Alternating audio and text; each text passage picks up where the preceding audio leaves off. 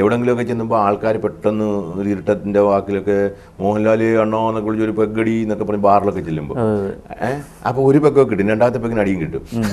ആളെ മനസ്സിലാവും. ഇത് ഇങ്ങനെയുള്ള ഒരാൾ അവസാനം അയാളുടെ ഒരവസ്ഥ ഒരു കഥയുണ്ടായിരുന്നു. ഒരു കഥ കറക്റ്റായിട്ട് ഉണ്ടാക്കി അവസാനം ഏതോ സിനിമാ വീക്കിലേക്കകത്ത് സ്നേഹാശംസകളോടെ എന്ന് പറഞ്ഞ് മോഹൻലാൽ ഒപ്പിട്ടയക്കുന്നത് കണ്ട് ഇയാൾ പഠിച്ചു. പഠിപ്പിച്ചത് ഇന്നസെന്റിനെ കണക്ക് ഇന്നസെന്റ് ജഗദീഷ് ഒരു ഗ്രൂപ്പ് ഉണ്ടായിരുന്നു ഇയാളെ അടുത്ത കടയിൽ. അപ്പൊ ഈ കടകളെല്ലാം ഈ പറഞ്ഞ കറുത്തപ്പട്ടണിക്കാരായ മണ്ടന്മാരാ. അവരെല്ലാം കൂടി ഇങ്ങനെ കൊണ്ട് ഈ ഒപ്പിടിക്കാൻ പഠിപ്പിച്ചിട്ട് ഈ സാധനം ഈ ഒപ്പ് ഇട്ടിട്ട് പോയി ബാങ്കിൽ പോയിട്ട് ഈ ബാങ്ക് മാനേജർ ഇങ്ങനെ കണ്ടേ ഉടനെ ഇറങ്ങി വന്നു സൂപ്പർ സ്റ്റാറിനെ. അപ്പോൾ പറഞ്ഞു സാർ ഞാൻ മാഷനെ ചെക്ക് എടുത്തിട്ടില്ല, ചെക്ക് ലീഫ് അതിനാ സാർ എനിക്ക് കുറച്ച് പൈസ വേണം. അങ്ങനെ ഒരു ചെക്ക് ലീഫ് കൊണ്ടുവന്നു. അപ്പം തന്നെ ഒപ്പിട്ട് കൊടുത്തു. കറക്റ്റ് ഒപ്പല്ലേ ഒപ്പിട്ട് കൊടുത്ത് പുള്ളി ഒരു 2-3 ലക്ഷം രൂപ എടുത്തിട്ട് പോയി. അതോടുകൂടിയാണ് പ്രശ്നം വഷളാകുന്നത്. അതിനു മുമ്പും ഉണ്ടായിട്ടുണ്ട് ഇങ്ങനെ. മോഹൻലാൽ ഉദ്ഘാടനം ചെയ്ത് കൊടുത്തു, മനസ്സിലായോ? ജൂവലറിക്ക് മോഹൻലാൽ ഉദ്ഘാടനം ചെയ്തിട്ട് പോയി എന്ന് പറഞ്ഞു. മോഹൻലാൽ ഞെട്ടി, ആര് ഉദ്ഘാടനം ചെയ്തിട്ട് പോയി?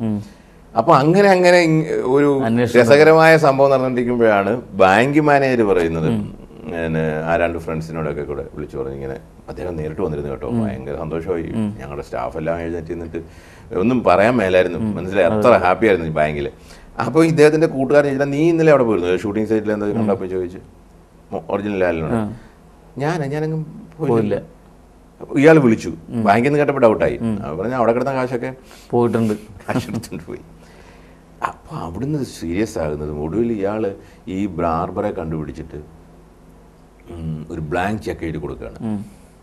അപ്പോൾ എന്താണ് നിൻ്റെ ഏറ്റവും വലിയ ആഗ്രഹം എന്ന് ചോദിച്ചപ്പോൾ ബാർബർ തിരിച്ചു പറഞ്ഞ എന്താണെന്ന് അതിലും വലിയ രസം, ഒരു AC ബാർബർ ഷോപ്പ് ഇട്ടാലും നീ ഒരു ബ്ലാങ്ക് ചെക്ക് എഴുതി കൊടുത്തു, നീ മേലിൽ എന്നെ ശല്യപ്പെടുത്തരുത്, ഈശ്വരൻ നിനക്ക് ഒരു മോക്കം തന്നിരിക്കുന്നു, നീ ഒരു AC ബാർബർ ഷോപ്പിന് എത്ര ലക്ഷം വേണം എഴുതിയെടുത്തു എന്ന് പറയുന്നത് കഥ തീരുന്നു. സത്യത്തിൽ അതിനകത്ത് ഈ മോഹൻലാൽ എന്ന് പറഞ്ഞ ക്യാരക്ടറിനൊരു 6 സീനായിരുന്നു, 2 ദിവസം കൊണ്ട് തീർക്കാവുന്ന 6 സീൻ. 6 സീൻ ലാൽ അഭിനയിച്ചിരുന്നെങ്കിൽ ചിലപ്പോൾ ഈ പടത്തിന്റെ നില എന്താവും എന്നൊക്കെ പറഞ്ഞിരിക്കാൻ മേല, കാരണം അത് ഭയങ്കരമായി പോയി, സൂപ്പർ ഹിറ്റ് ആയിപ്പോയി. പക്ഷേ അത് തുടങ്ങിയപ്പോൾ തന്നെ അപ്പം ഞാനിങ്ങനെ ഒരു കഥ ഉണ്ടാക്കി. അപ്പോൾ ഇത് പറയുകയാണ് പിറ്റേ ദിവസം വൈകിട്ട് വന്നിട്ട് ഈ നമ്മുടെ പ്രൊഡ്യൂസറും കുറേ സുഹൃത്തുക്കളൊക്കെ ചിരിച്ച് തലതെപ്പി പുള്ളി പറഞ്ഞു ഇതിനകത്ത് സെന്റിമെന്റ്സ് ഉണ്ട്, മറ്റേതുണ്ട്, ഇതിനകത്ത് ലൈഫുണ്ട്.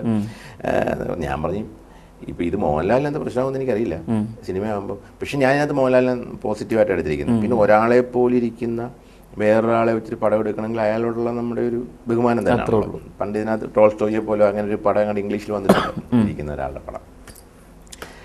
അങ്ങനെ പടം അനൗൺസ് ചെയ്തു. ഈ പറയുന്ന മലയാളത്തിലെ ഫുൾ കോമഡിയൻ ശങ്കരാടിച്ചേട്ടൻ എല്ലാവരും ഉണ്ടായിരുന്നു, പൂജപ്പൂർ രവി, അങ്ങനെ ഒരു വിഭാഗം എല്ലാ ആൾക്കാരും ഉണ്ടായിരുന്നു. അങ്ങനെ പടം അനൗൺസ് ചെയ്തപ്പം മോഹൻലാൽ ഫാൻസൊക്കെ അന്ന് ഭയങ്കര അവർ വിചാരിച്ചത് മോഹൻലാലിനെ ഈ കെട്ടുകെട്ടിക്കാനായിട്ട് ഒരാളെ കൊണ്ടുവന്നിരിക്കുകയാണെന്നാണ് പ്രചരണം വന്നത്. Negative image. എന്നിട്ട് എന്നെ ഒരു സമീപിച്ചു. അന്ന് എൻ്റെ സഭ എന്നോട് ഇപ്പോൾ എത്ര രൂപ മുടക്കിയിട്ടുണ്ടാകും, അതിൻ്റെ പകുതി ഇരട്ടി തന്നേക്കാം, ആ പടം അങ്ങ് ഫ്രീസാൻ പറഞ്ഞു. അത് ശരിയാകുന്ന കാര്യമില്ല. അത് ഞാനൊരു പടം തുടങ്ങിയിട്ടുണ്ട്, അതൊക്കെ എനിക്കറിയാം. ഇപ്പോൾ യക്ഷിക്ക് ഈ 20 വർഷത്തിന് ശേഷം യക്ഷിക്ക് എന്ത് പറഞ്ഞു അത് തന്നെ അന്ന് പറഞ്ഞു. ഒരു പ്രഗത്ഭനായ സംവിധായകൻ മോഹൻലാലിന്റെ സ്ഥിരം പടം ചെയ്യുന്നൊരു സംവിധായകൻ്റെ അടുത്ത് എന്ന് പറഞ്ഞു എത്ര രൂപ വിനയനായിട്ടുണ്ട്, അതിൻ്റെ ഡബിൾ തന്നേക്കാം നിർത്തിയേക്ക്. എന്തിനാ അങ്ങേരെ ചുമ്മാ? ഞാൻ പറഞ്ഞു ഇത് അങ്ങേരെ ഒട്ടും മോശക്കാരനായിട്ടില്ല, അങ്ങേരുടെ മുഖം കിട്ടിപ്പോയതിന് അങ്ങേരെ ധ്യാനിച്ച് നടക്കുന്ന ഒരു ബാർബറുടെ കഥ വലിയ വിഷയമായി. ഞാൻ പറഞ്ഞു അത് പറ്റില്ല. അങ്ങനെയാണ് ആ പടം റിലീസ് ചെയ്തത്. അതിലെന്ന് പറയുന്നത് റിലീസ് ചെയ്യുമ്പോൾ അതിൻ്റെ ഇയാടെ ക്ലോസ് ഒക്കെ വരുമ്പോൾ നമ്മുടെ ഫാൻസ് അസോസിയേഷൻകാർ വലിയ കർട്ടനൊക്കെ പിടിച്ചു, കഥകളിക്ക് പിടിക്കുന്നതൊക്കെ വലിയ പ്രശ്നമൊക്കെ ഉണ്ടാക്കി. പക്ഷെ ഞാൻ തുറന്നു പറഞ്ഞത് എൻ്റെ ഫസ്റ്റ് പടം മുതൽ തന്നെ എങ്ങനെ ഈ വിവാദത്തിൻ്റെ തിരികെ വന്നത്. പക്ഷെ ഞാൻ അതിനകത്ത് മറ്റൊന്നും കണ്ടില്ല. അതിനകത്ത് ഇന്ന് ഞാൻ പറയുകയാണ്, ഇന്നിപ്പോൾ എൻ്റെ കൂടെ അഭിനയിക്കല്ലേ എന്ന് പറഞ്ഞിട്ട് ഈ യക്ഷി ഞാൻ അതിനകത്ത് അഡ്വാൻസ് മേടിക്കാൻ ജഗതിച്ചേട്ടൻ ഉൾപ്പെടെയുള്ള ആൾക്കാരൊക്കെ അന്നും ഉണ്ടായിരുന്നു എൻ്റെ ഇവിടെ. അവർക്കൊക്കെ അറിയാം വിനയൻ അതിനകത്ത് വളരെ പോസിറ്റീവായിരുന്നു.